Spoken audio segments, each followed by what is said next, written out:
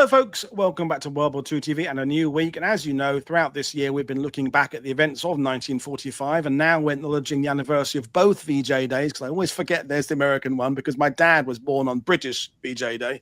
But John McManus joins us to talk about what happened next, which leaders and commanders moved on to bigger and better things, which would gradually fade into history. Plus, there are two new leaders to discuss, Clement Attlee and President Truman. So I'll bring John in now. Good afternoon, sir. How are you today? Tremendous. How you doing, Woody? I'm very well. So, I've had lots of discussions about 1945, and I've come to realize that if 1942 is the big year in terms of changes in the outcome of the war, 45 is way more than just the war coming to an end. It is the beginning and transition, really, to all sorts of other, I'm not going to say minor wars, but other wars, civil wars, changes of government, changes of direction from nations. Do you, before we kind of move into that, tell us about your new project with our mutual friend Kevin. Oh, I'd love to. Yeah. So Kevin Hamel and I are going to launch a new podcast called World War II Live. And we've got Mark Festoso from PBS who's producing it. And so this is, it can be an audio podcast, but it'll also be on YouTube. So there's a visual dimension, just like yours, Woody, where Mark will show some graphics and some, like snippets from veterans interviews that pertain to whatever we're talking about. So we'll take on a lot of different topics. That's part of the format, and part of the fun is Kevin and I have been buddies for a long time. And I'd like to think we have a pretty fun chemistry. So there'll be a lot of laughs, a lot of banter. I give him a hard time, which he richly deserves, as you know him so well too. You know what I mean. So we'll do that, and then the other part of each episode is going to consist of what's called Stump the Chumps. And so basically, we take unscripted questions that people email to us at World War II live@gmail.com, World War II Live, just like with the numeral 2, yep. at gmail.com. And we just kind of take them cold, and we do the best we can. And, Woody, you and I have talked about this many times. We have to have a kind of humility to understand we don't know everything. I mean, we don't know anywhere near everything. And so we just, we make it fun. We do the best we can. We talk also a little bit about our latest research and activities, whatever we're up to. And it's just kind of a fun deal. So we're launching that on September 8th, and we'd love it if people could just like and subscribe, and also send us questions for Stump the Chump, and to tell us what idiots we are. I mean, whatever pertains, we enjoy it. Well, brilliant stuff, and I can't wait to listen to those myself. And as you said, there's some things about learning is you could learn the periodic table, for example, or you could learn all of John Wayne's movies, but it won't finish. But the thing about World War II is the thinking keeps changing. The evaluations change, the interpretations change. Just when I think I've got a general put in a box of I understand this guy, someone comes out with a new interpretation. Okay, so I've got to start again. So going about the generals, I've got various pictures and things I can throw up in this discussion, but we now realize that the situation was changing in 1945. The soldiers were maybe still thinking about that final yard, fighting through whichever urban environment they are, whether it would be in the Philippines or approaching Berlin if you're a Soviet soldier, or the other places in the north of the Netherlands, whereas if you're a British soldier. But some people are absolutely thinking about the future. I mean, it's been going on since Torch in terms of the very big powers. They're thinking about empire. Where is America going to sit in the world? Where's Britain going to be? France, the Netherlands. Of the generals we often talk about, who are the ones that you think are really kind of thinking about the next chapter, both personally and also globally? I would say Eisenhower, certainly, because he knows that he's going to, when the kinetic operations end, it's transitioning into an occupation almost overnight. And that's going to be a major deal. Humanitarian operations, stability and support, dealing with the Soviets. Eisenhower knows that he's going to be moving on to this next level. And then this is something in his wheelhouse in a way, because, not that he's not a combat general, but he is, that's not his main preoccupation. It's the larger strategic milieu that he's dealing with almost from the beginning. And so I think that makes sense for him. Of course, too, I think that he has indication from George Marshall that he'll probably be the next Army Chief of Staff at some point too. And that's, the number one position in the army, and obviously a major kind of administrative and leadership position. I'd say in the Pacific Asia theater, MacArthur certainly is thinking in terms of an invasion, but once this becomes less and less of a possibility, also he's wondering about occupation and thinking about that next phase, and really he is in a larger strategic sense too, thinking about America's position in Asia. Asia and the Pacific. He's been arguing really quite vociferously, as only Arthur can, for the whole war, that this ought to be our priority, and he's deeply concerned about it. And then one other I'll throw you is a little curveball. General Wiedemeyer, Al Wiedemeyer, who had succeeded Stilwell in China, and is working very closely with Chiang Kai-shek. When the war ends, he's working on a major offensive of a kind of retooled, retrained, rearmed, and re-led Chinese army to go and recapture the seaports that they had lost to the Japanese early on, in the Japanese invasion. So this also has implications for what China's future is going to be, and what's going to happen with the Civil War and all that. Wiedemeyer is certainly the type to be thinking ahead. He's a strategist. He's really not a tactical guy. So those three, at least from an American sense, certainly pop to mind. Well, thank you. And as you mentioned China there, I mean, so much happened in 1945 that even very important things are overshadowed by even more important things. And we were talking with various guests, including Mike Nyberg and Barrett Tillman, about the atomic bombs, of course, loom large in everything because it brings to an end the Pacific War, but it also heralds the nuclear age. But at the same time, China are having discussions. I mean, this is a 1945 photo of, nationalists and communists meeting. And I know, because we've talked about it on the World War II TV before, you're really one of those that are pushing for us Westerners to understand China's role in World War II. But their role in the world is going to be very, very even more influential over the next few years, isn't it? Oh, absolutely. I mean, it's really the beginning of a major phase of Chinese history, ending the so-called century of humiliation, as the Chinese saw it, with the open door and something of the domination by Western imperial powers and Japanese imperial power, really most devastatingly of all of any of them. Both of these are very consciously nationalist movements, Mao's movement and Chiang Kai-shek. And obviously Chiang's party is even called the Nationalists. And so they envision a China that is going to have a central role in world affairs. And so the Cairo Conference to them in 1943 is a much bigger deal than it will be really to the British and the Americans, because the Cairo Conference includes Chiang Kai-shek, and it has implications then for China's status and whatnot. So at the same time, too, obviously, these two are going to be major contestants for power. There's a civil war looming, and both are really more concerned about each other versus the Japanese on some level. And of course, that's been a point of frustration for the Americans during the war. And so the Americans are going to think, I think, quite naively in terms of trying to forestall that civil war. Yeah. You saw, Woody, you just showed the image of Chiang and Mao, toasting each other. Both of them know they have to go through this, I don't know if I call it a charade, but certainly this kind of pro forma kind of bringing of China together in the aftermath of the defeat of Japan.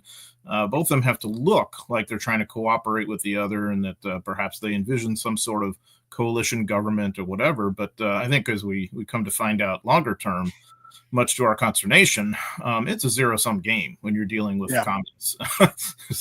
Unless maybe Tito or whatever, but when you're dealing with Mao, especially, it's either he's got power or he doesn't, and I think Chiang Kai-shek understands this before the Americans do, and that's been obviously then that's a point of great recrimination in this country, going forward. But yeah, I mean, from a strategic sense, I think that China's kind of the last priority. It tends to be for the Western powers. And I understand why, because of the pressures of global war and Europe first and all that. Not that that was very important too, but it also means you're going to have less influence in China after the war, and that, of course, has profound consequences for what happens there. Next thing I want to drill down on is the public, the general public, the world over, are fed up with war. I mean, the people who served in it, fed up with it. The people back home are fed up with it. But the elephant in the room is the fact that the pawns are moving on the chessboard. It's clear that there are going to be other issues coming along. But the leaders, both of the governments and the generals who are wanting to send their men home, who've been fighting for them in some cases for 6 years, want to allow them to kind of enjoy at least a brief period of, go back home, get the pipe out, take the dog for a walk and do that. How difficult was it for those people who are foreseeing the future to balance it in 45 with this need to sort of prepare for the next phase, but enjoy the fact we have just defeated two terrible enemies? I mean, there isn't much time to savor the victory for the military people. Maybe back home, beyond the parades and the celebrations, there's a kind of, especially for the U.S., a kind of a reorientation back to life as it was, because the U.S. has that kind of luxury and privilege to be able to do that. And the American people really had been kind of spoiled anyway, at a higher standard of living during the war than most of the other combatants. But so I think it's you see this kind of clash in the aftermath of the war, with this major pressure to demobilize our armed forces as quickly as possible. And I'm talking just like overnight, almost, with millions of people being cycled home. I think that a lot of the military professionals who are going to remain on watch now are really frustrated with this, especially in relation to how they're going to have to deal with the Soviets. Something of our global responsibilities in Asia and the Pacific. I mean, I think we tend to forget the 1st Marine Division is deployed to China after the war. I mean, and even from a British point of view, there's still military forces in Greece. There's of course Palestine that's looming, and the dissolution of the empire and all this. And so the Americans too are kind of coming face to face with this dissolution of empire in the Philippines, at least, and what that is exactly going to mean. And so I think there's almost a uniformly tremendous sense of frustration from Eisenhower on down, from MacArthur on down, among the military professionals who now have to kind of preside over what becomes kind of gutted armed forces on some level. But there's so much pressure. So like there are actual demonstrations by U.S. soldiers in uniform, lobbying to be discharged and to go home. People are writing Congress in droves. I mean, the pressure is almost overwhelming. And a lot of the American generals are really disgusted over this, but what can they really do? I mean, that's the reality of the situation. And there's a lot of concerns, of course, that we're going to end up in a recession, as it happened after World War I. Which fortunately, I mean, we tend to forget the first year or so, year and a half, 46 into early 47, when there's some major labor union strikes and whatnot, including a steel strike. We tend to forget there were some initial hard times, but eventually, of course, we have our post-war boom. And I think you just touched on something there, is that the Allies have to now deliver, or pretend that they never made the promises that they have to deliver on, and I'm not talking necessarily just about the big things about the borders. And we talked about that with Mike Nyberg, and poor old Poland sold down the river again. Just this idea of, you can have Coca-Cola again, you can go to the ball game, you can go to the football game in the UK, you can, all those things that the leaders have sort of been promising. They're not telling people, by the way, we're going to have to go to another period now, worrying about the Cold War and this, that, and the other, and we're going to have to deal with the breaking up of the empire. That's not how. We'll get to the British election later on, because I really want to hear your opinions on that. So there has been this suggestion that the period of, as you say, their celebration will last some time, and they've got to now either deliver that, pretend to deliver it, or kind of ignore it. And it kind of end up ignoring it in a way. I mean, there's all this kind of tough statecraft that follows the war, and it's straight into the laps of these political leaders, of the military leaders with occupation forces. I mean, it's something of an overwhelming kind of thing. I mean, it's I would say too, especially like from an Asian point of view, actually the war is just beginning. I mean, there's going to be, I think, something in order of about 10 million lives lost in wars over the next 15 to 20 years, something like that. Mainly like decolonialization kind of wars, of course, the Cold War, war in Korea, the Chinese Civil War. I mean, on and on it goes. And I think Wiedemeyer was kind of anticipating this. And he writes of Asia as a kind of seething cauldron. I think he uses that term. And I think he's exactly right. I mean, exactly how that is how it turns out. But the question is, how much is the average citizen really going to care? Yeah. So I think, and there's always this American tendency towards what we tend to call isolationism, or as it's called, America First now, or whatever you want to call it. It amounts to the idea that we ought to be mainly preoccupied with what's happening here. And there's an idea, I think, among many in the American public by 45 and 46 that, well, we've done our part. We've won the war. We sent our boys over there. Now it's time to come home and move on. But the problem with that is you can lose the fruits of victory by doing precisely that. And we come darn close, And I think there's no question that the American disengagement on some level doesn't lead to good consequences in Asia, for portions of Asia and whatever else. And that's one of the reasons why there's so much conflict. But on the other hand, would you want to be told as a soldier that after fighting maybe since mid-44 against the Japanese that you're going to have to stick around for 2-3 years and get enmeshed in China or Indonesia or wherever else, in Philippines, wherever else we're talking about on the map? I mean, that's a tough ask too. And the problem is, most of those guys who had fought in World War II are going to be demobilized, and you're not necessarily drafting or attracting new people to replace them in the kind of numbers you need.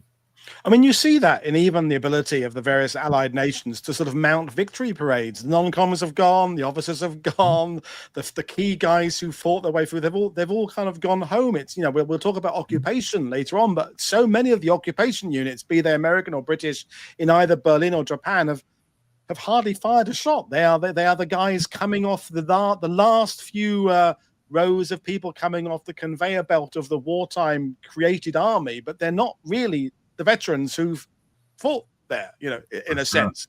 The other thing I want to mention is that the generals and the governments are obviously got their thesauruses out in 1945 and beyond to try not to use the word war. It's civil disturbances, it's insurrections, police actions. It's like no one wants to use that 3-letter word and suggest that the world is entering another one, when clearly we can now see that there were lots of wars beginning of a smaller scale, but some moving to be very, very, very influential, as you said there. The whole, Vietnam, Indochina area, Korea, all there, where it just becomes a mess for another 40 years, effectively. It's central. I mean, what happens in China and with China is so consequential. It remains with us today. I think we'd all agree to that. Yeah.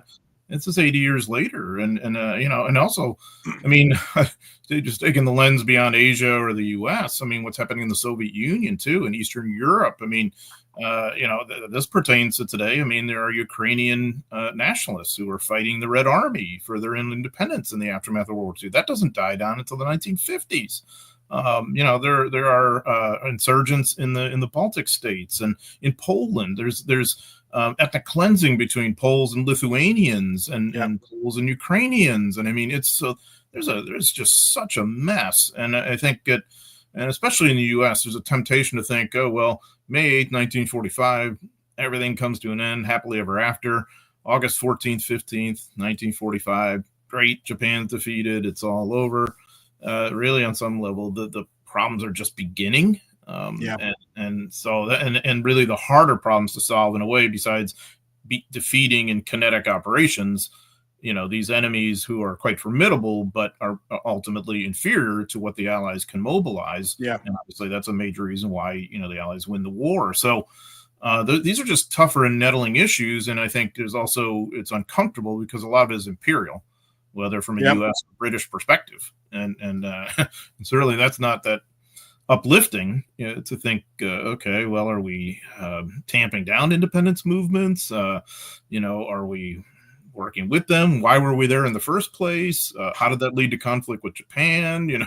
Those are tough questions. And the Allies had backed some wrong, or theoretically wrong, horses during the course of World War II. In terms of Yugoslavia and North Africa, and now the war is over. The spotlight's going to be even more on the people to not back the wrong horse in these things, because there isn't a war to kind of hide decision. I mean, no one really is noticing decision making about Yugoslavia on a wider level in 1943, because they're thinking about the war being won. But as I said, after the war, people can take more of a look at what's happening and we can go through all the lists as we've already done of Palestine and Yugoslavia and Romania and Hungary and the Baltic states and things like that. But you, of course, guest frequently on the We Have Ways with Jim and Al, and they have just been finishing off their greatest Allied generals of World War II. And part of the discussions have been about the transition of generals from sort of,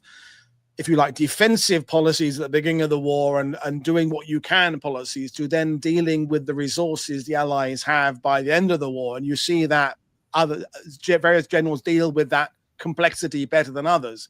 But then you have occupation. You mentioned occupation earlier on, is that the skills that to be a good operational general aren't necessarily the skills you need to be a good occupation general. So we had a question come in, and we will try and deal with some of your questions, folks, from Robert earlier, saying, I would love to know John's thoughts on if MacArthur was the right person to manage, in quote there, the occupation of post-war Japan.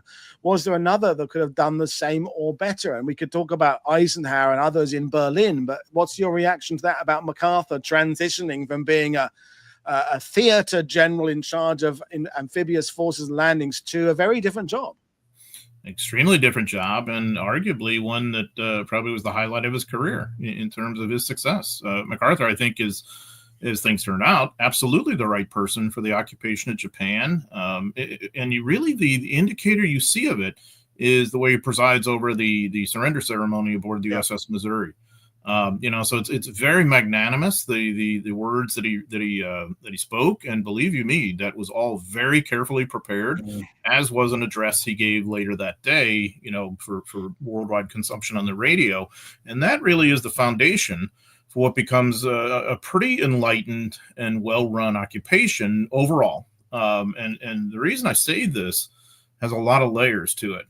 We all know about the hatred that existed during the war, the race hatred, the savagery of the fighting, the revenge that the American public wanted for Pearl Harbor and all that. So I think it's quite remarkable in the context of world history that this same country that it was so fired up against the Japanese immediately begins a pretty major medical effort to forestall disease, contagious diseases that could have claimed hundreds of thousands of Japanese lives. The American medical infrastructure under MacArthur's tutelage basically comes into place and helps save a lot of lives. Further, this is MacArthur very much.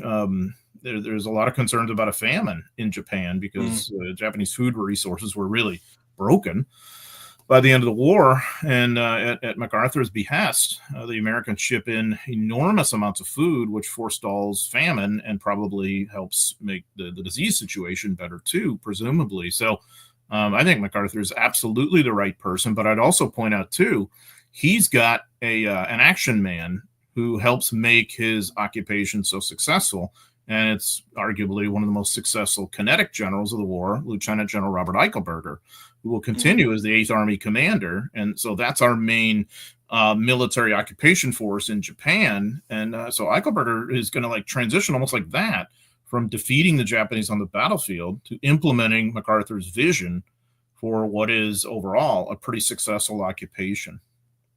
No, absolutely. I agree with you. I mean, and his handling of that day, he could have been a lot more me. I did this. And he for me, he plays it the right tone. I don't think Montgomery in some of his ETO victory things plays it with quite the same, magnanimous team effort tone, although that is kind of par for the course with the way Montgomery talks about things. Not that Montgomery, of course, is the only person involved in the ETO, but MacArthur, I'm not a MacArthur fan, like I don't think you are, but I think he handled that day 80 years ago tomorrow about as well as anybody could, and as you said, handled the transition very well. You touched on the potential of famine in Japan, and Europe is equally starved in terms of produce. And when we had our Liberation of the Camps series back in April and May, we were talking about Eisenhower's foresight in terms of maybe anticipating Holocaust denial decades later, and that we record it with photos there. people had been realizing there was a humanitarian crisis looming. I guess you could all go back to sort of Normandy and the fears about Paris. So that there was nothing new about the fact that there was going to be a food crisis in 1945. The people who were there at the end of the war, we mentioned some of them: Eisenhower, Montgomery, Alexander, things like that. Are any of these people better, or are there than dealing with this humanitarian crisis? Or were there some other people that you think we should be talking about in terms of that? And we had a question also about all the displaced personnel. Gary said that was there a strategy for the mass movement of civilians post-war and possible repercussions that may have surfaced? So transitioning to the problems that would be facing Europe in 1945 and beyond, who were the heroes from the Allied point of view? Well, I mean, I mean, I think the problem is they don't handle it as well as they could have or should have, but it's such an incredibly overwhelming situation. Yeah. I'm glad you mentioned the displaced persons. I mean, that is right there. That is an enormous problem. Millions of people. It's a diplomatic problem. It's a humanitarian problem. It's a political problem. It's logistical. It's everything. Eisenhower is juggling a lot of balls, and I think overall he does reasonably well. But there's some real difficult wrinkles to these days. The post-May situation in Europe. Europe is broken, absolutely broken. And of course, you've got liberated POWs who are our main priority, of course. You've got enemy POWs we've captured, and, in the hundreds and hundreds of thousands, they have to be cared for and housed. And of course, famously, we've debated many times whether they were improperly treated and all that. But, bottom line is, they're sort of last in line at this point now. And then, oh, by the way, survivors of the Holocaust. And one of the things I agree that most of the Allied leaders anticipate a food crisis, and we're working to try and alleviate that, drawing, by the way, on missions or lessons we've learned in World War I with the Food Administration. This is really Herbert Hoover's rise, heading up the Food Administration, which feeds the Allied world, which sets the precedent for what the Americans will do in World War II, and is an enormous advantage for the Allies, that secure food base of a very productive agricultural economy, and then being able to ship all this overseas. So I think it's amazing that we're able to stave off largely famine, but I don't think it's surprising at all that we end up with some really serious bugs in this whole thing. And the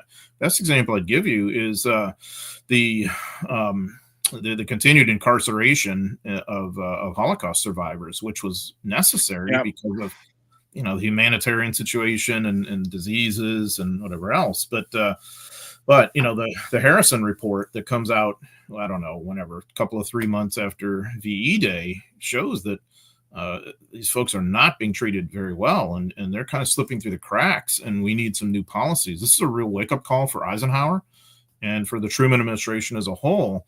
And to their credit, they reprioritize. But if you're thinking from perspective of someone who has survived the Holocaust, of course, Liberation Day is incredibly exciting and something you'd never forget. But really, the hard part is the aftermath of what happens next.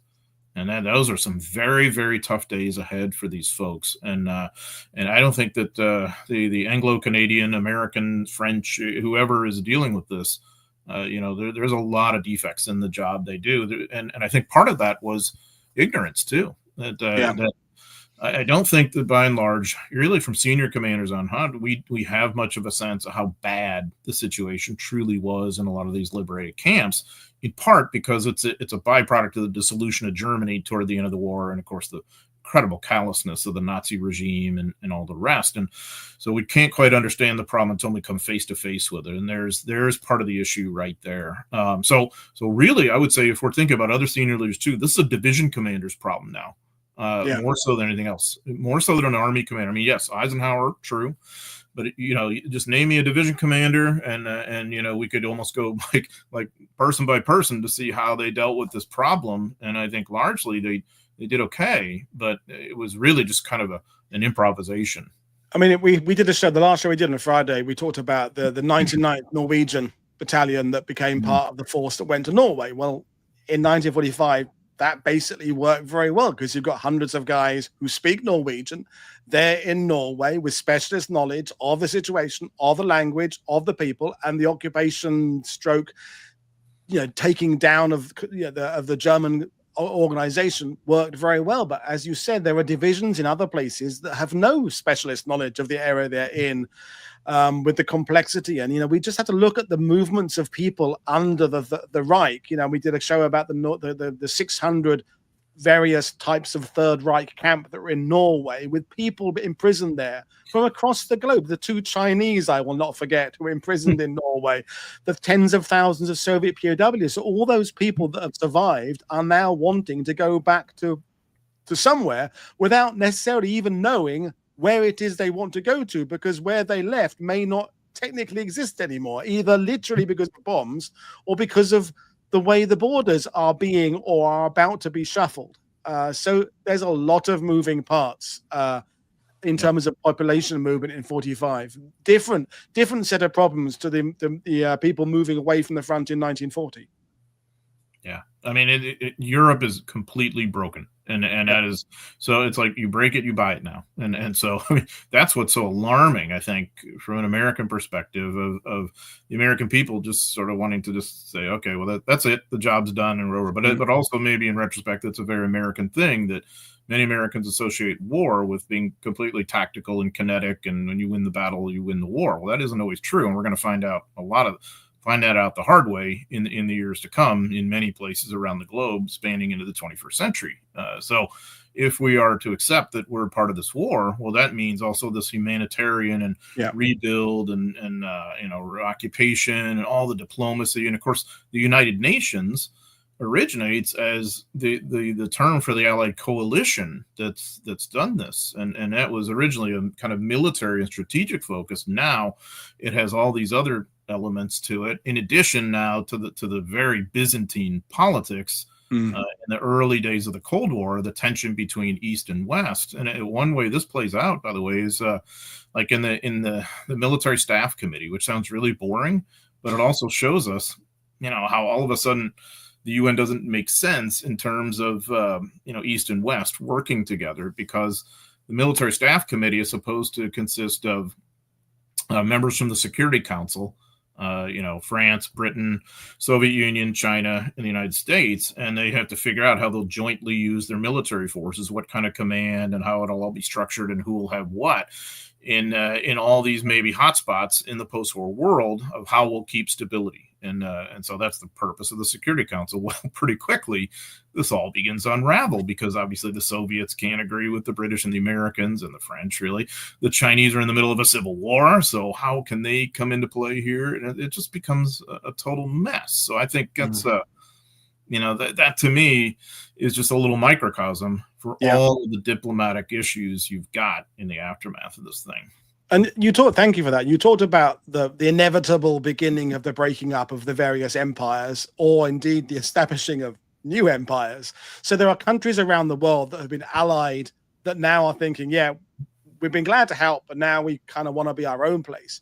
But then you've got the places in Europe that absolutely want to have their say moving forward. And, we talked with Mike Nyberg last week. There's no way they could let every group of people have a representation at Potsdam, for example, because you'd never get the meeting done. Because, do you allow someone from every one of the Baltic states, as they were before they war, as they might be after war, Romania, Hungary, the various peoples and facts within those countries?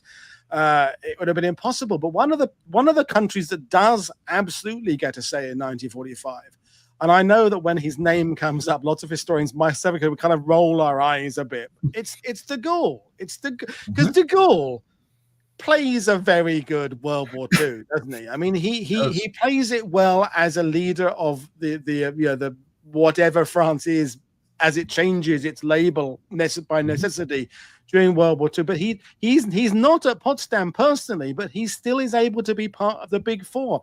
De Gaulle, love him or loathe him, he played a good war, didn't he? Absolutely. The fact that France was on the Security Council is a good indicator of that. I mean, France had been conquered, and so this was humiliating, obviously, and had done a tremendous blow to French prestige. But France, it's one thing to be occupied; it's another thing to be defeated. And I think de Gaulle represents a kind of a new and better way for France going forward, but also a bit of a bluff, saying, "Hey, look at who we were in the past. This is who we can be in the future." He has an absolute, impact on Yalta too, because the occupation zones we're going to have in Berlin and in Germany will include the French, and the Soviets didn't really want that. So, here are the Americans and the British kind of going to bat for the French to do this, and much less what's going to happen with elements of the French Empire in Asia and the Pacific too. And of course, de Gaulle is not going to have as good a time with that. I think he's more successful in Europe in that respect. And there's such a wrong-headed policy that comes about not just from him but his successors, that France's Renaissance must rest upon the perpetuation of France's colonialism. And I think that's the true tragedy of this whole thing, which, of course, eventually is going to involve the Americans, too. I think de Gaulle, in some ways, this is his high point. In some ways, he has a long career ahead, of course. But I mean, he's quite successful in kind of rehabbing France on the fly. I think they come out with a new republic, a new vision, and that yes, their country is broken financially, but the Marshall Plan. Well, before I get to the Marshall Plan, because you like I think we're big fans of General Marshall, broadly speaking, as a wartime mastermind of so many different parts. He does the political stuff, he does the military stuff, but we'll get to the Marshall Plan later. But while we're still on East Asia and Vietnam, Gregory asked, what is Mr. McManus's opinion of Major General Edward Lonsdale's legacy in East Asia as it relates to the Philippines and South Vietnam? I mean, before I let you answer, anyone who's making any kind of predictions in 45 about what's going to be happening in that area are by definition going to be wrong, because it's going to be very, very complicated for the next few years, and things go in very many different directions. But your response to the question. Yeah, great question. So just in case people haven't heard of Edward Lansdale, just give a little background. He's basically an advertising guy in terms of his background, but he finds his way in the Air Force, what becomes the U.S. Air Force, the independent Air Force after World War II, and the CIA going forward. He really becomes one of our major cultural and political specialists in Asia and the Pacific, and the way this happened is a whole complex story. But the question relates more to his effectiveness, in my opinion. I tend to be kind of positive towards Lansdale, while recognizing his faults and his limitations, which are considerable. But if we look at Lansdale's career, it really focuses primarily on the Philippines and on Vietnam. What he does in the Philippines is so consequential. I would argue maybe even more so than Vietnam, because here again, we were just talking about the American tendency after World War II to just kind of say, okay, job done, we're coming home, whatever happens now, and that was that could apply to Europe, but the Philippines too.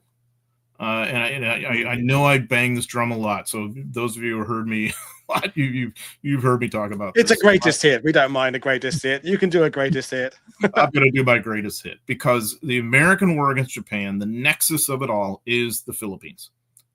It is why the war happens to some extent. China too, yes, but our involvement in the Philippines has much to do with our involvement in China and vice versa. Okay, and the Senate had passed the Tidings-McDuffie Act in 1934 that said the Philippines will get its independence in 1946. So we're working toward that as the war happens. We have two major campaigns that we fight in the Philippines, and it's going to account for a substantial chunk of American casualties in this war, much less what all this means for the Filipinos, who per capita suffer about as much as anybody on the globe in World War II. Okay, so now just imagine if the United States kind of just says, okay, Philippines, you've got its independence now. We're going home. We're not going to worry anymore about this. Good luck to you. Well, you've got a communist insurgency growing in the Philippines in a pretty major way by the end of the 40s. They're called the Hooks, Huks, and they're aggressive and they're effective and they're incredibly ruthless. Okay, so the reason I'm mentioning all this is Lansdale becomes really the main CIA guy once the CIA comes into existence in the Philippines, working with a rather remarkable Filipino leader named Ramon Magsaysay, who comes from a guerrilla background like so many post-war leaders did, but also like the defense background and so on and so forth, that basically defeats that insurgency in the 50s when it was on the verge of winning.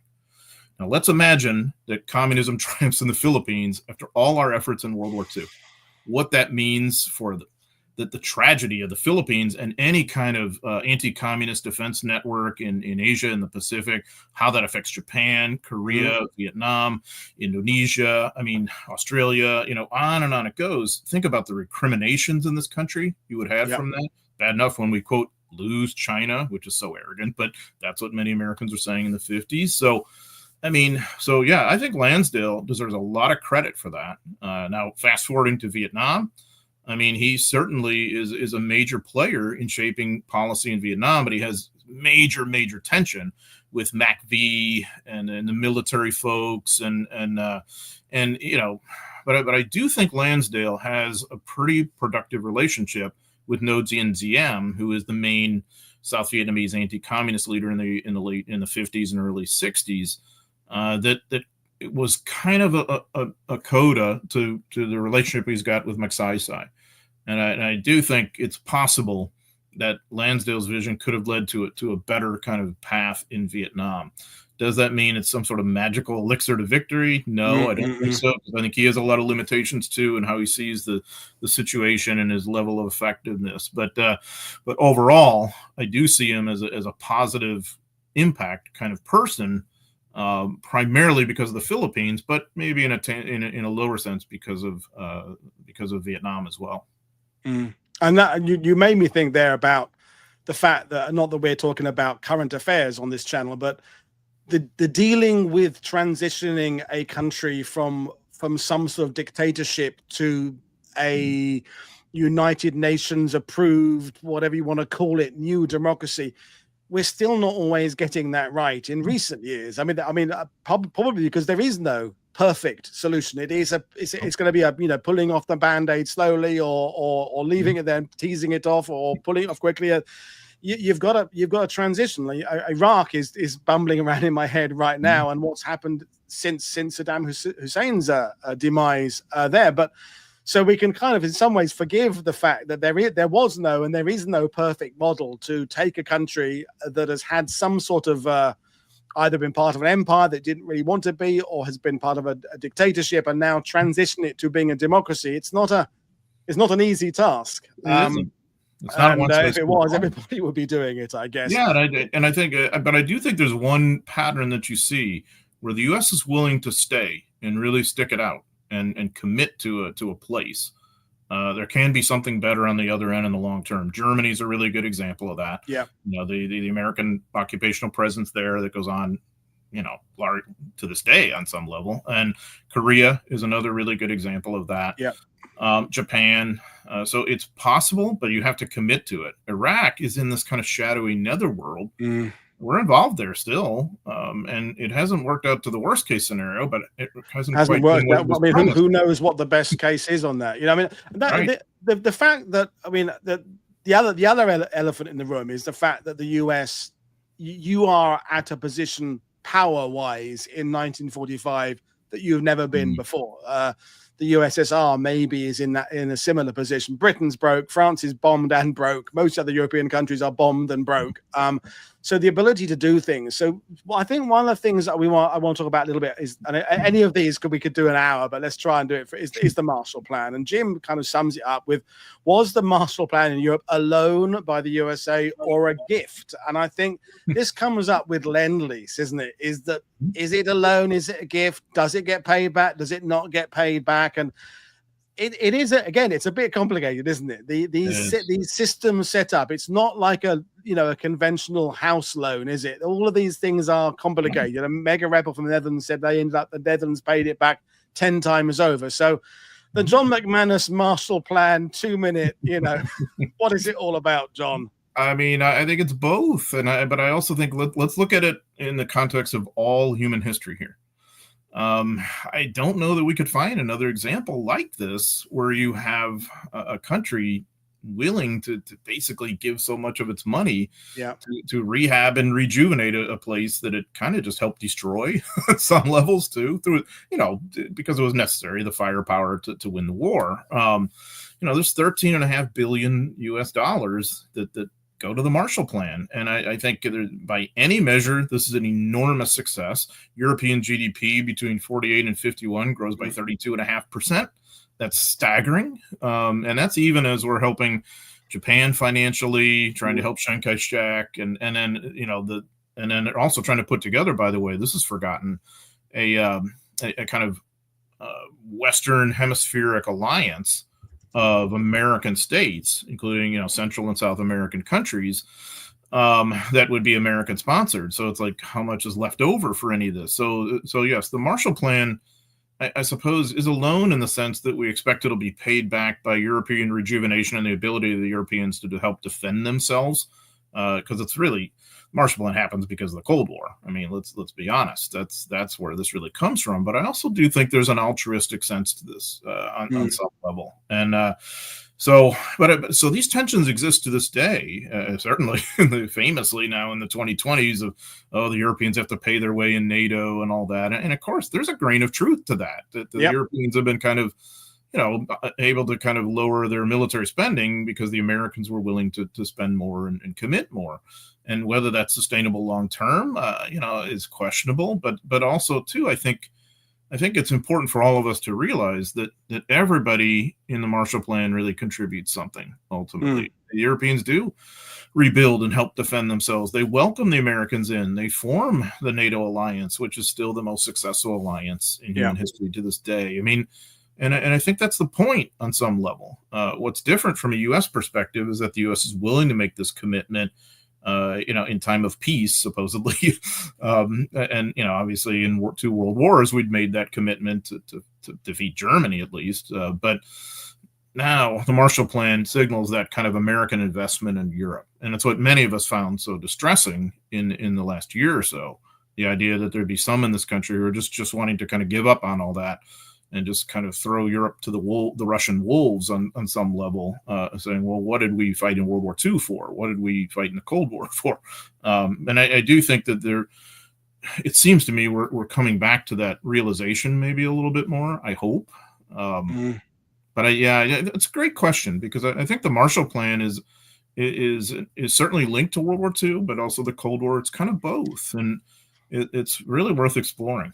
It is, and it like everything else, it is complicated. The other thing I want to bring up now is this, and I was always told as a Brit that the difference in a scrap between 2 blokes in a British pub car park and a European pub car park or an American bar car parking lot is that the British guy, once he's punched the other guy on the nose and the other guy's down, is he'll help the other guy up again, and they'll go off and walk to the bar and have a drink together. That is the kind of the British cliche.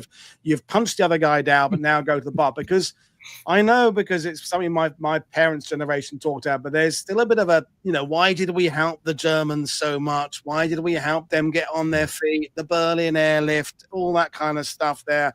And we had a question, from new viewer Jesse saying that the fact that many of the Axis countries are supported and helped to recover rather than the Allies sticking the boot in is one of the great legacies of Allies post-war. I like the way Jesse's not saying it's right or wrong. He's just saying it is a great legacy. And I agree. It is absolutely a great legacy.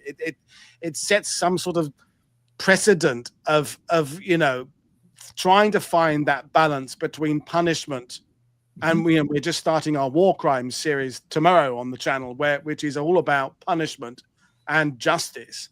But then there's also this idea, as you say, of rebuilding Japan, rebuilding Germany, partly because of the new threats that are facing Japan and Germany, but also on pure because it's the right thing to do ground. So how does you as the American view that perhaps British idea of we helped our enemies a bit too much?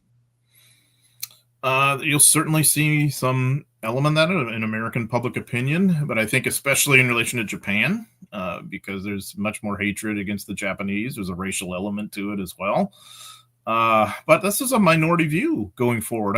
I think in this sense, this is only my opinion, it's a kind of learning the lesson of World War One. That the Americans, arguably after World War One and the whole Versailles proceedings, wanted more of that old British concept, Marquis of Queensberry.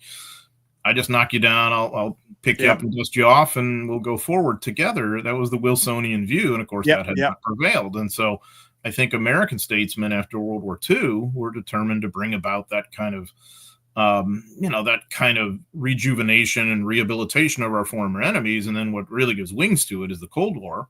I was saying, gosh, we better have Germany and Japan as a bulwark now against Soviet Union and China. And so there's a pragmatism to it on some level, but it also really has some kind of stomach churning aspects to it of Nazi war criminals getting away with their crimes because maybe they're useful against the Soviets.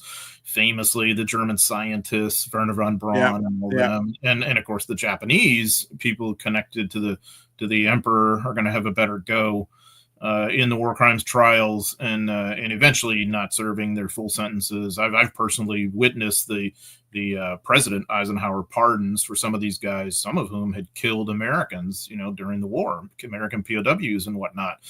And all that comes at a price, but the larger, gain from that, I suppose, is you do have a good ally. You are creating these new societies. There is a greater good.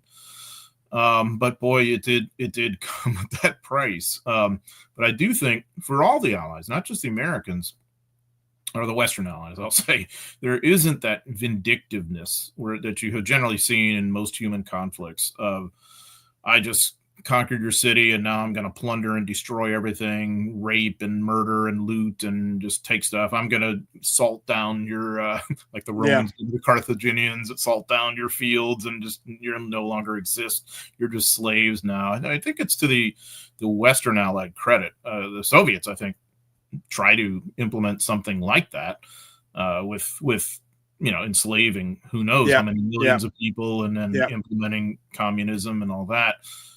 But even they're not like to the Roman level either. They're wanting to transition these societies to communism, So that's how they would have viewed it. But yeah, I do think that the Allies deserve some level of credit for that before history. That they don't engage their worst side of vindictiveness, I think.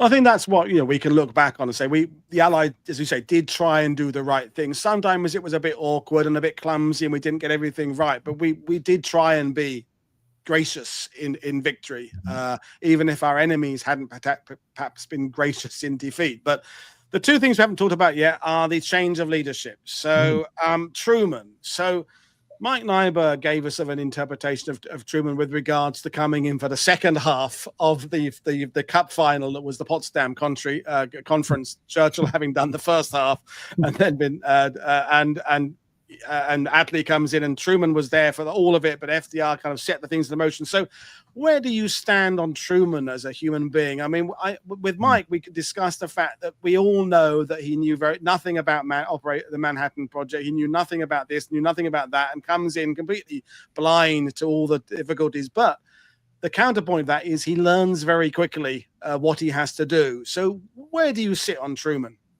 I tend to be very pro-Truman. I think when you consider all the incredible problems he's got to deal with from April 1945 forward, I think he does pretty darn well for a guy who doesn't have a lot of experience at like administrative leadership. He'd been a senator, yes, but that's a little different thing than being the ultimate boss. He had not been a governor, for instance. So when you consider he didn't know a lot about what was actually going on, not just with the Manhattan Project, but also something of the war strategy and plans that he's got to deal with the pressure of whether we invade Japan or not, how you use the atomic bomb, how you deal with the Soviets, all these other issues we've talked about now. I think Truman does incredibly well. And I think he demonstrates a humanitarian side to him that is much to his credit. I think in relation to humanitarian operations and DPs in Europe, though he doesn't get what he wants from Congress as much in terms of admitting DPs. That's more of a failure of effectiveness than morality, I think. When you look at how he handles race issues in this country, I think in some ways that's the biggest feather in his cap, because he finds out the incredible mistreatment of African-American veterans who are returning home, most notably Isaac Woodard, who is blinded basically by getting beaten by a police officer. Horrifying situation. And he really becomes a pro-civil rights president, as of 1947 and 48. He hadn't done enough before then. He comes from what had been a mildly segregated state, my own state of Missouri, and had seen it to some extent. But I think he really got a good sense for this in the aftermath of the war, and that helps a better American society emerge. He's very much self-educated. Yeah, he doesn't have the fancy Ivy League pedigree like FDR and all those guys, not because he couldn't get into college, but his family didn't have money for it when he was of age, and so he had to do other things. And yet he read voluminously. He's our last president who did not have a college degree. So. And he's smarter than some who did. I mean, he's a different type of smart, isn't it? We talk about Roosevelt and Churchill as having this very global view. Their stamp collections and things like that, and they could, spin a globe and name the countries. Maybe Truman wasn't that kind of guy, but he's maybe more street smart. He's maybe more, as you say, aware of the problems of African Americans and the conflict between peoples. That's something, as you say, and that strides towards a desegregated army first, or military first, and eventually the country would follow fully. That's something that perhaps isn't given as much credit for. But he's maybe more. I'm not going to say Roosevelt isn't human-minded, but Truman has a different angle, perhaps. Yeah, I mean, he's been poor, and FDR can't say that. No. I don't think Churchill can say that either. Churchill's had some hard times, of course, but he could always rely on his pedigree on some level. Truman didn't have that. He had also served in combat in World War I. Of course, Churchill had seen combat too, but Truman, is a grassroots kind of guy from a white perspective.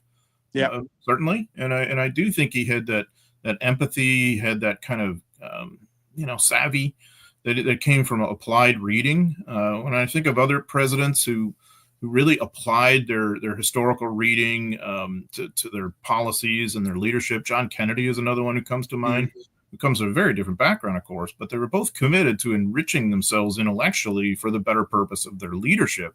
I think Truman did that very, very well. But of course, he's presiding over a big enterprise here and a big operation. There's going to be plenty of setbacks and mistakes that he makes, in the aftermath of the war that leads to him being somewhat unpopular. But I think in 1945, when you consider everything he had to take on, I think he does pretty darn well. And of course, he brings a kind of physical vigor to the job that hadn't quite been there, because FDR's physical condition had really been deteriorating. FDR was such a remarkable leader on many levels, but I think by 1945 he's just not really at his best anymore, and he always had that adversity of adult onset polio that left him largely debilitated. To have overcome that, I think, is absolutely incredible.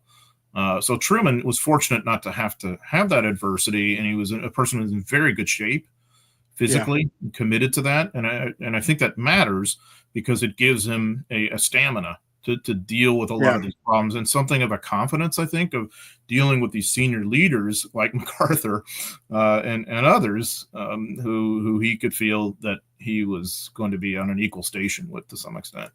He's also pretty fair to Eleanor and other. I mean, I know he's a VP. He's not from the opposing party, but he could have tried to make much more of a, no, this is my show now, because he could have felt a bit of bitterness for not being aware of certain things. But he doesn't want to close the door on FDR. He keeps FDR very much as a presence there, an important figure he obviously was, and that was sort of humble of him to not just try and replace everything and say, this is my show now, let's do it my way. He does things pretty well. We had a comment then from Gregory saying, about the racism. Truman was forced to address racism to silence US detractors who were using it as an example of US hypocrisy, and that is something that people had been noticing. We in Britain had noticed that your army is imperfect. No, not that ours wasn't in any way. We had problems with our Indian troops, but a microscope, a lens has been shone on the US in terms of its segregation, hadn't it? Absolutely. And Truman, especially once the Cold War comes into play, realizes how much that damages the US and its standing. I mean, when the war ended, arguably that was the greatest moment in terms of world opinion in the history of the United States. That we seem to have this great moral high ground of taking down these terrible homicidal, genocidal regimes, that we had liberated people, that we had exercised some restraint, and yet, here we were fighting racist enemies with a segregated military force, and here we had a situation in places like Mississippi, Alabama, or whatever, in which if you happen to be black, I mean, it's basically an apartheid society for you, and this is enforced with violence. There's still lynchings going on and this kind of stuff. So Truman, I think, just simply like many whites, did not really grasp the full extent of that, in part because there's a conscious disinformation campaign on the part of segregationists, before World War II, during and after.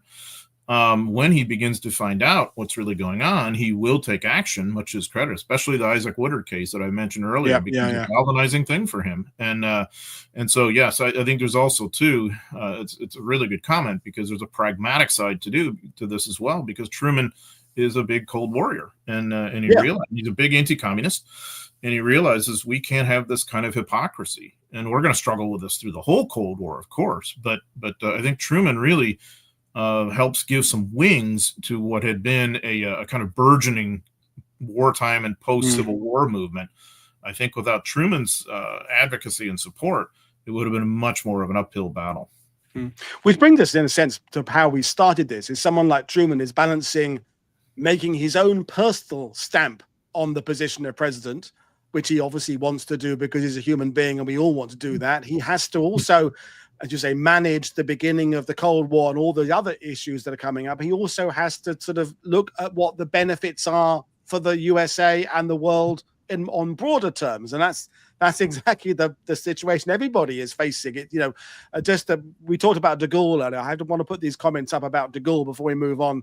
Sheldrake over in Canada, de Gaulle put the interests of France above any ally concern. Not surprising, but annoyed his allies. Rob added, famously, none of the other world leaders put their country's interests before those of their allies. I think that's a fair point, is that the Britain and the USA, we are trying to think globally. De Gaulle is pretty much, I'm thinking about France, and there's no to admire his chutzpah for that. And Sir Capo said Anglo-Americans like seething about de Gaulle since he outplayed them, which is maybe so. Could be. I mean, de Gaulle was effective, and like you said, like him or not, I don't know how you could, but like him or not, he was incredibly effective, and he was an unrelenting advocate for France when the country needed that. Yeah. We're going to talk about the UK elections now, because if there's one thing that I've always found really confuses Americans generally, that is why the hell us Brits would just boot out Churchill so swiftly in July 45.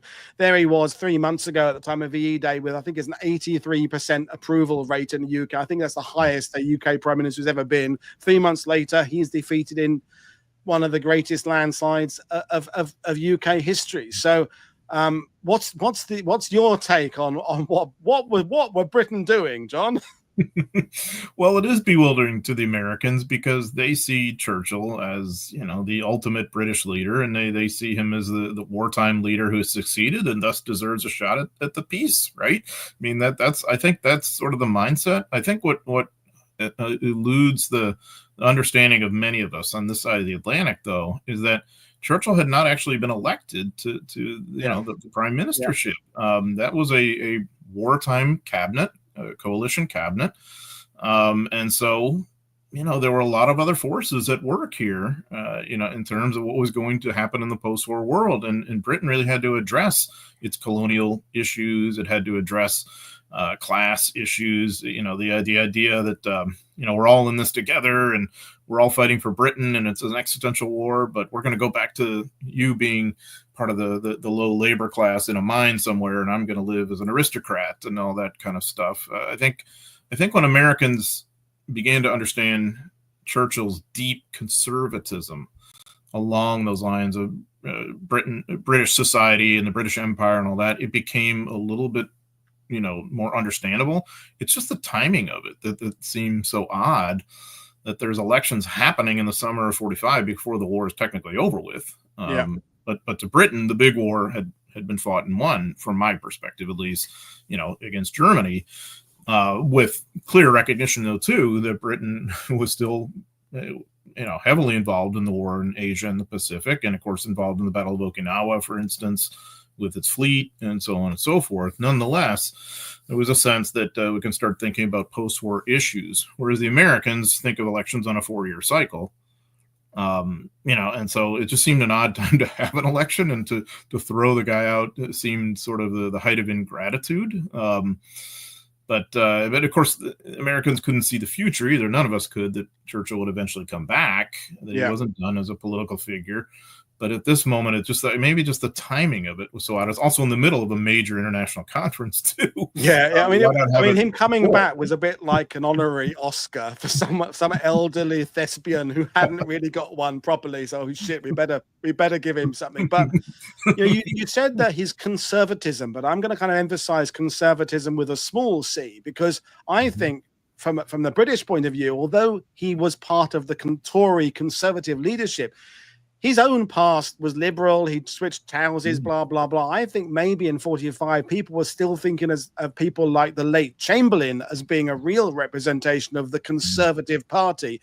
And Churchill somehow was beyond the mere label of a party. Churchill was just Churchill. And I think that when the election came around, they're now thinking about, okay, so it's the Conservative Party we're going back for now, as well as Churchill. And my point is, it's the women's vote. I think helps. I think the idea that my grandmother, who had a photo of Churchill on her wall for a lot of her life, voted against him in 45 because she thought about healthcare and women's rights and work benefits for working mums. That she still likes Churchill. She just thought that he was not the right person to lead them forward. I think she also felt she wanted he deserved a bit of a break. He deserved to, spend his time on back at Chartwell and painting and generally annoying people into his dotage. And education. I mean, education came up in the sidebar from Rob, lost because of the British accepted a vision of what they were fighting for. All the education pamphlets that were sent around the world. Jonathan Fennell talks about that.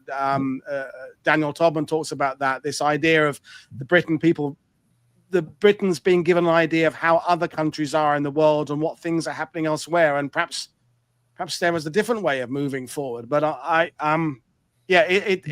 think Brits are still confused by it as well, a bit, the election, but the statistics are there. He absolutely was defeated. And for my money, I think Attlee is a pretty damn good prime minister, or the Labour government was a pretty damn good government, brought us the National Health Service, nationalised coal mines, things like that. It did do a lot of good things that are perhaps crumbling 80 years on, but But I think a lot of Americans have even forgotten poor old Attlee. They've forgotten who he was, I think. Right. Oh, they don't know Attlee. The average person wouldn't know Attlee at all.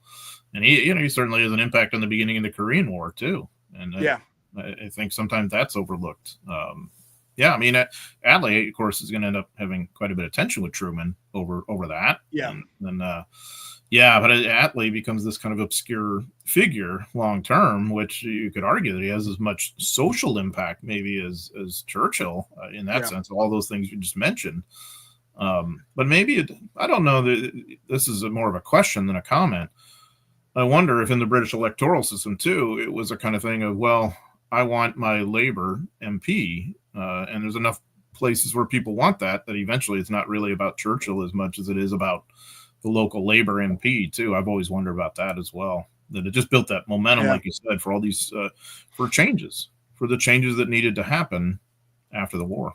And that's the fact that Attlee and Truman now have to move forward as a, if I use a football pun, as a new centre forward partnership in the forthcoming World Cup of the Cold War. Mm-hmm. And we have to look back at that magnificent, although sometimes flawed relationship FDR and Churchill had, who were, although very different, had huge swathes of things where they kind of had a alignment, and they certainly just understood each other as human beings. So if I continue the football soccer analogy, they knew each other's game through the war. They knew how they were going to play, and they bounced off one another. Attlee and Truman, kind of Bambi on ice, isn't it, as they move forward? They didn't, because Attlee is Labour, but he's not he's not your Nye Bevan, he's not your Welsh coal miner, he's upper middle class guy who has been part of the establishment for all his life. And you say Truman comes from more humble roots, so they're on opposite sides, technically, politically, sort of class wise. It wasn't, had they, somebody even asked her, had they even met before Potsdam, as someone said. That's what I know of. I can't think they would have done. I don't know why they would have. Some obscure party maybe somewhere, but I doubt it. So it's an interesting thing. But as we there were a few generals and things that we talked at the beginning about people whose careers do different things. I wanted to bring Mark Clark in because I know it's a potentially large one to talk about, and maybe Ridgway. But Mark Clark, you've written extensively about Italy and the fighting there. And Mark Clark, and Jim's done some rehabilitation of Mark Clark in recent years, but a lot of people don't like him. He has a fairly influential role over the next few years to some extent, doesn't he? Oh, for sure. He's got a great future ahead still, and some would argue he shouldn't have after what he had done in Italy. I'm not advocating that. I'm just saying that some people have had that viewpoint. But he oversees the occupation of Austria, which we tend to forget about. I mean, Germany's the big one, of course, but you've got the same kind of multinational occupation. And so Mark Clark is really kind of on the figurative front lines there of the Cold War, dealing with the Soviets. And man, it takes every bit of energy and forbearance and patience he's got to do this. I think he does a pretty reasonable job with the occupation. And of course, eventually he's going to take over from Ridgway for theater command in Asia and the Pacific during the Korean War. And he's the one who has to deal with the climax of the armistice negotiations in Korea.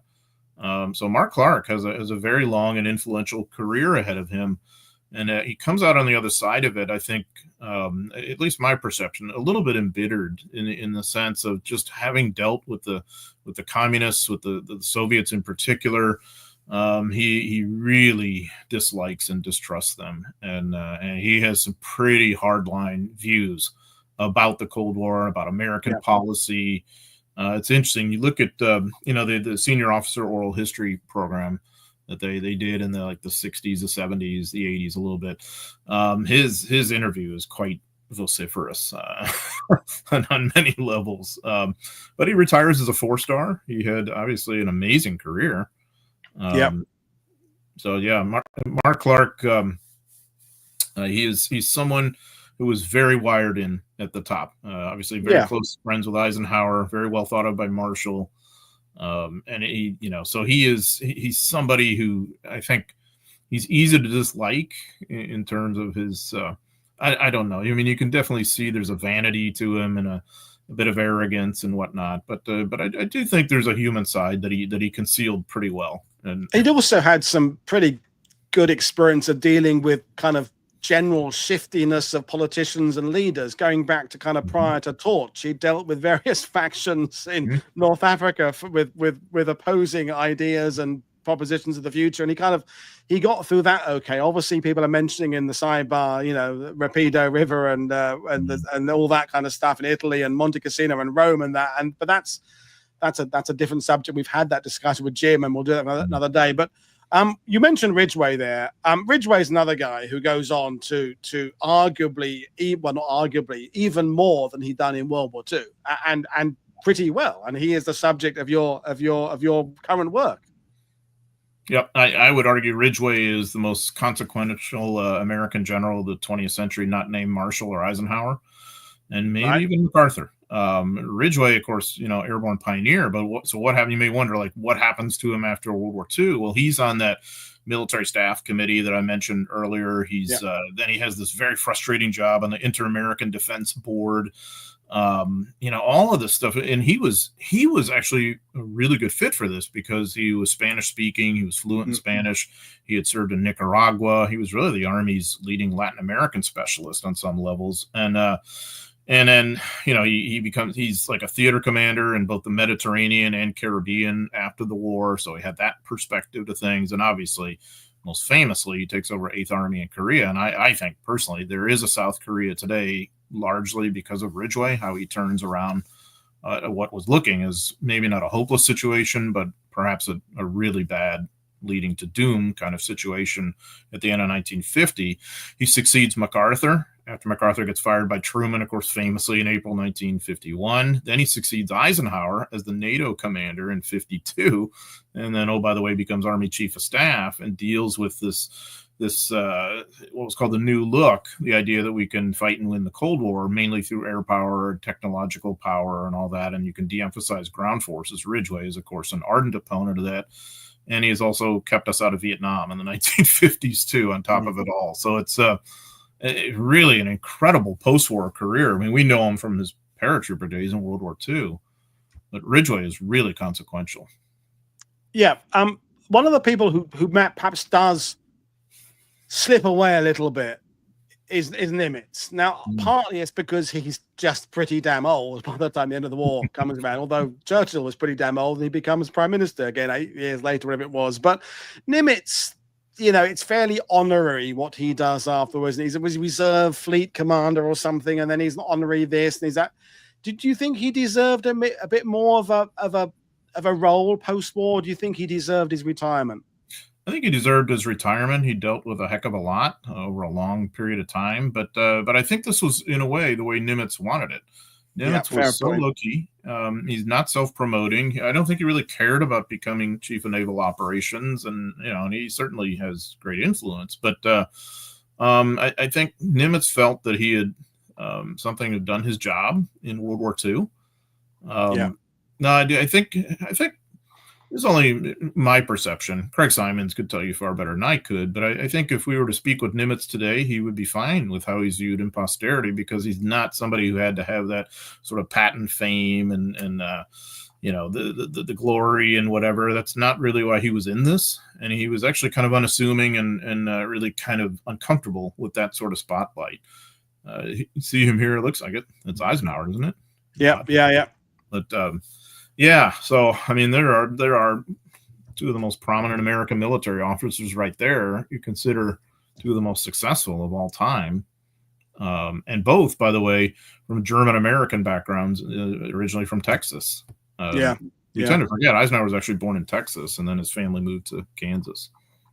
Yeah, and I think going back to what we said right at the beginning, Nimitz probably was one of the people who was just seeing to the end of the war and wasn't thinking beyond that. Again, partly because of his age and partly because he wanted to do the mic drop. There's all the liberated countries for you. Here's the island hopping campaign done. I'm going back home. And not a bad way to bow out on. Some other people could have learned a little bit of that magnanimous attitude he had there. Any other people, before we bring this to an end, because you've got things to do, from 1945 that we haven't talked about that you think were key people moving forward? Oh, there's so many. Gosh, I mean, I was going to say Ridgway because I think he is so incredibly important. I think Sandy Patch is a tragic figure. I think he could have been a very successful post-war general because he'd been a darn good wartime general. But as it turns out, his health isn't good. He dies before 1945 is over, even. I think that's really quite sad on some level. Walton Walker. Walton Walker is a corps commander under Patton during World War II, and then he's the 8th Army commander who succeeds Eichelberger. So that, and has a major impact on the early stage of the Korean War. I think it's unfortunate that sometimes he's viewed as an unsuccessful commander because Ridgway is so good by comparison that the fact that the situation was leaning toward doom at the end of 1950 was not really accountable to Walton Walker specifically. But it's as if you had a really good coach in place, but you needed a Hall of Fame coach now to turn this thing around. And of course, Walker's famously killed in a Jeep accident. Yeah. You know, that leads the way for Ridgway to get in. Joe Collins is another one who I'd mentioned. Yeah. You know, he had a great future ahead of him. You know, you may know him, of our World War II folks here, know him as 7th Corps commander from Utah Beach onward.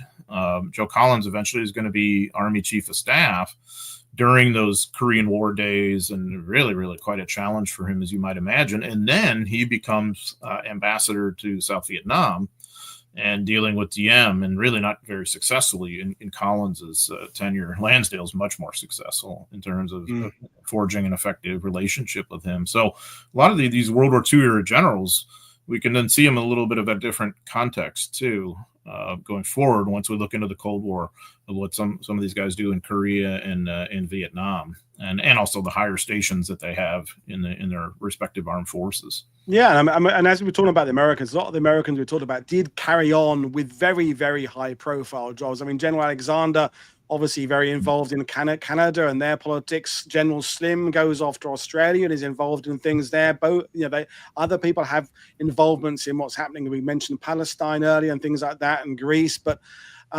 political roles in some ways more, or sort of diplomatic political roles rather than pure generaling. Montgomery, deputy of NATO, is that a bit of an honorary position? Is that, I always feel that we can't not give it to him, really. But is it a bit Truman like during the VP era? I mean, I don't know if it's quite to that extreme, because it is Monty and he's going to have his say and he's got his force. But the people don't have to necessarily listen to him now, though. That's the thing. And it's an interesting dynamic there, because of course he serves under Ridgway, and Ridgway had served under Monty during the Battle of the Bulge, when Ridgway was 18th Airborne commander, and Monty famously takes over the northern shoulder of the Bulge and all that. And Ridgway sat him down and he said, look, Monty, I know I've served under you in the past. I respect you and everything. I want your counsel. I want you heavily involved here. But remember, ultimately, I'm in charge. And Monty told him, oh, of course. And then even as he sometimes tried to backbite and sabotage him, and later claimed that, to people like at dinner, in private dinners, that he had Ridgway fired. And it's like, well, you don't necessarily get fired from the NATO job to become Army Chief of Staff. That wouldn't really quite be the career path. But so Monty was Monty on some levels. And yet they also, too, they seem to get along reasonably well, because when Monty visited the United States in 1946, he came to Ridgway's home and stayed with him, and Ridgway gave him a tour in New York and all this. So, but I if I were the NATO commander, that's not the guy I would choose as my number 2. He's not really, constitutionally wired to do that, in fairness to him. But I think ideally that should have been a kind of partnership of saying, okay, you're my guy to help shore up all kinds of things. I can put things under that you're in charge of, and we have that kind of basis of trust. I don't think they quite had that. I think it comes down to, as well, is sometimes the human ability to recognize you have just played your perfect round of golf, if I don't go back to the football analogy. And sometimes, as Nimitz possibly did, say, okay, I can't beat that. I can't top that. Walk away. Whereas Montgomery could have just walked away in 1945, or Slim or Alexander, with nothing but abject praise. Sometimes they then undermine their own reputations by doing their memoirs, which can be of a mixed quality in terms of how much of a team part they write about. But some people, some commanders famously don't write their memoirs and allow others to discuss their role for them, which is another complicated thing, which we could talk about at length, but in the future. But it is.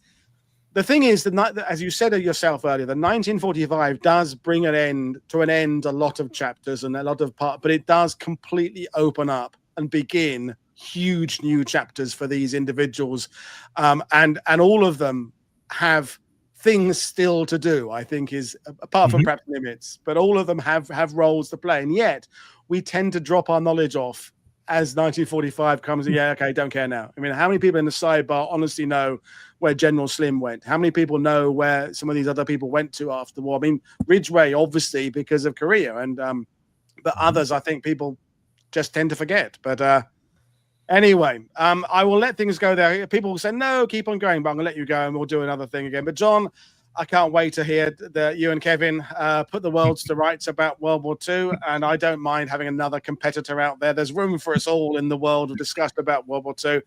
I wish I was seeing it. We have ways, but I'm not there this year. But, you know, that means you've got to look after Kevin all on your own this year. Oh, man, that is a full-time job. I mean, just the idea of that kind of gives me the shakes, honestly. Just tie a bell to him or something so you can't lose him. You know, put him on a short leash. You know. Well, I think the key is to gag him. You know, put tape over his mouth. From that all else flows. Maybe he'll wriggle free. Probably. Anyway, John, it's been fantastic talking to you. We will meet again at some point in due course, folks. I'm back again for early in the morning or very late at night, depending on where you are. Ask me anything tomorrow morning, and then Guy Walters is coming on to talk about the hunt for Nazi war criminals to kick off our war crimes series, and there's lots of shows coming at you on World War II TV over the next few weeks. But in the meantime, thanks everybody for some fantastic questions. Thanks, John. I will see you all again tomorrow, twice. Cheers, everybody. Bye. See ya.